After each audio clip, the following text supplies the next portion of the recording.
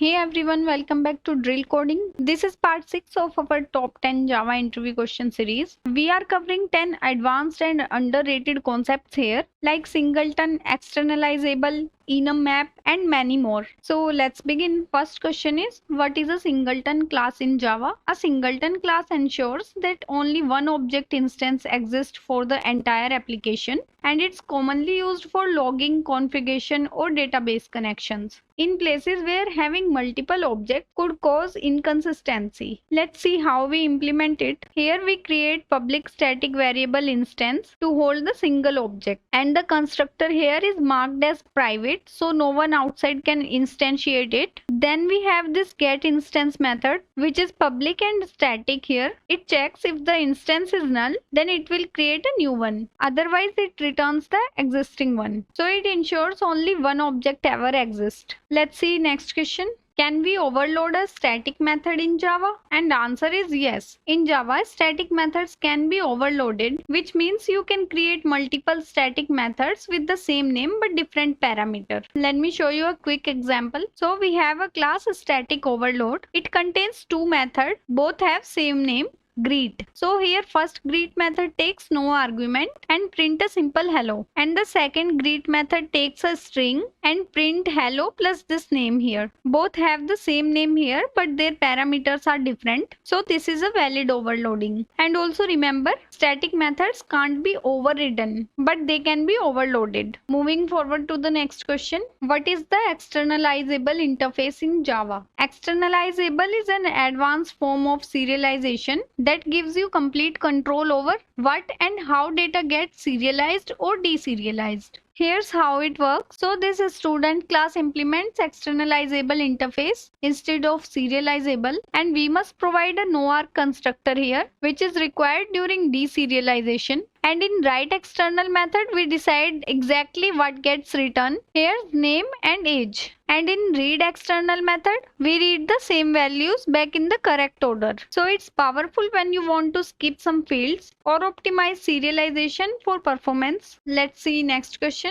Explain optional in Java 8. Optional is a class which introduced in Java 8 to help avoid null pointer exceptions. Let's see code example. So we call getName method and wrap it in optional.offNullable. It allows null safety here, and isPresent checks if there's an actual value present. If yes, we use get method here to retrieve the value.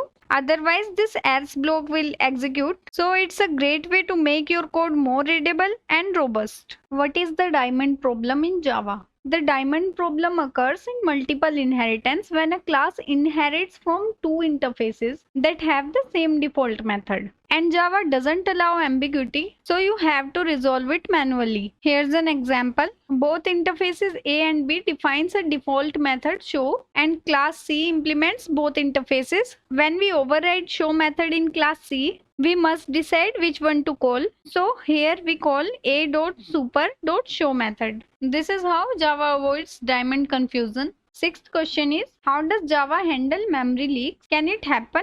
And answer is yes. Java has a garbage collector, but memory leaks can still happen, especially if objects are unintentionally held in memory. Let's look at this example. We have this static list that stays alive as long as the app runs, and inside fill list we keep adding 1 KB objects a million times and we never clear the list, so memory keeps growing, and this can lead to out of memory error. If you want to fix, then don't hold on to unused references, especially static ones or long living caches. Difference between failfast and failsafe iterators. A failfast iterator throws concurrent modification exception if the collection is modified during iteration, and a failsafe iterator avoids this by working on a copy of the collection. Here's an example. The first loop modifies the list while iterating, so it will throw an exception. And the second loop uses copy on write array list, which avoids the exception by internally creating a copy. So use failsafe iterators when safety is more important than performance. Let's see next question. Explain immutable classes in Java with example. An immutable class is one whose state can't be changed after creation.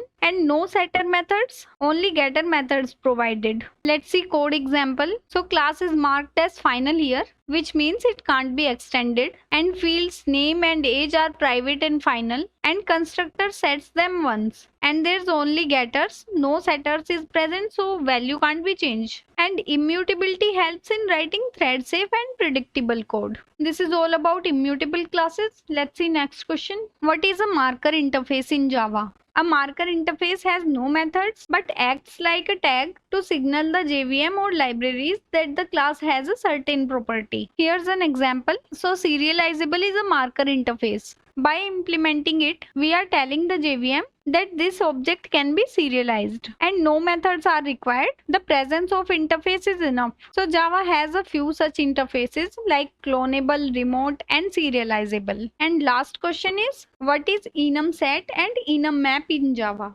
EnumSet and EnumMap are specialized high performance classes for working with enum types, and they are much faster and memory efficient than regular hashset and hashmap for enums. We define a enum day with Monday, Tuesday and Wednesday. EnumSet.off quickly builds a set with Monday and Tuesday, and EnumMap is initialized with the enum type. Then we map each day to a task. They are type safe, efficient and should always be used when keys or elements are enums. So this is all about today's video. If you found this video helpful, then don't forget to like, share and subscribe.